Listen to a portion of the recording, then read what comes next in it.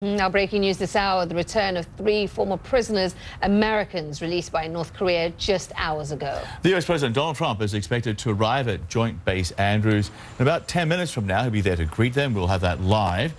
The White House believes the men's release is a gesture of goodwill by the North Koreans ahead of the planned summit between Donald Trump and Kim Jong-un. We are looking at the Vice President now. That's the helicopter which he is arriving on ahead of Donald Trump. Indeed. You're looking at pictures there for Joint Base Andrews in Maryland, just outside of Washington. The Vice President soon to disembark. We expect the President, the First Lady and the Second Lady to also be there to welcome these 3 Americans home. It seems everybody from the White House will be there. This is a very unusual gesture by the White House to turn up. We know that it's, what, 2 o'clock in the morning there, but still the President was very adamant he wanted to be there. He was tweeting about the fact that he would be attending this arrival very early on Wednesday morning, and it seems in many ways this is one of those made-for-television moments. It certainly is. I mean, it has to be said, this is a remarkable moment for the President ahead of the expected talks with Kim Jong-un to have these 3 Americans released by Pyongyang, what really was quite suddenly,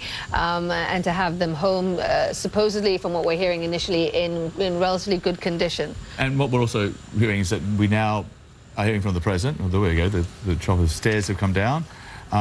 We're also hearing from the US President that a site has been decided for this summit between Kim Jong-un and Donald Trump, and there will be an announcement in about 3 days. We were told by the President on Wednesday that the site for this historic negotiations will not be the demilitarized zone, as the President had sort of hinted that he liked that idea last week, but obviously he's changed his mind on that. What this moment of the release of these 3, what it means for those talks, wherever they end up happening, is unclear. But what we can say is this is a good moment for this administration. It is a very good moment. It is a very good moment for these families to be reunited with their loved ones. We have 3 American detainees who have spent about a year or so, maybe more, in some very difficult conditions there in North Korea, held on suspicion of hostile acts. Others were detained on spying charges.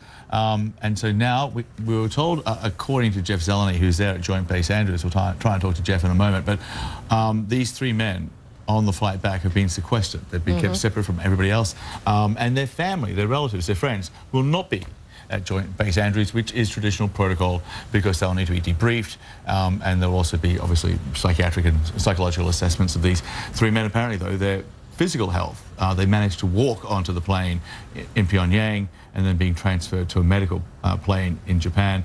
But of course, they appear to be in good health, but that's yet to be fully assessed. Indeed, they have been through a great deal, and they have themselves put out a statement that we want to share with you. This is a statement that came during the stop in Alaska. They said we would like, let me interrupt and say there is the Vice President there, as you see, disembarking from that aircraft at Joint Base Andrews, being welcomed by dignitaries, and there's the Second Lady, just to point out there. Yeah, keep in mind, this is 3 minutes past 2 in the morning, and we have the Vice President now turning up, and in a few moments following the Vice President will be the US President Donald Trump and the First Lady, Melania, and there will be a lot of ceremony here. Donald Trump promised quite a scene for the return of these 3 men. A giant American flag has been hoisted, the red carpet has been rolled out, you know, for what will be a very unusual homecoming, because we have seen detainees,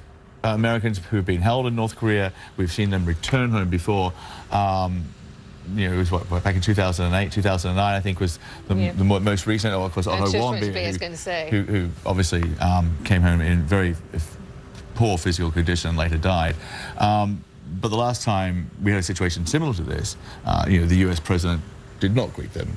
Yes, I mean, we can't overstate how unusual it is to have the President and the Vice President and their spouses turn up at Joint Base Andrews in the middle of the night, effectively. It is very rare, but it is a big moment, and it is understandable that they would want to mark it, especially as this is an administration that has had a lot of bad headlines, you know, in recent months. This is good news. This is good news that they want to celebrate. And everyone is saying this is an indication that Kim Jong-un is serious about negotiating an end to his nuclear program and his illicit missile program as well. Yeah. So everything is tied together. But there is another big story at this hour that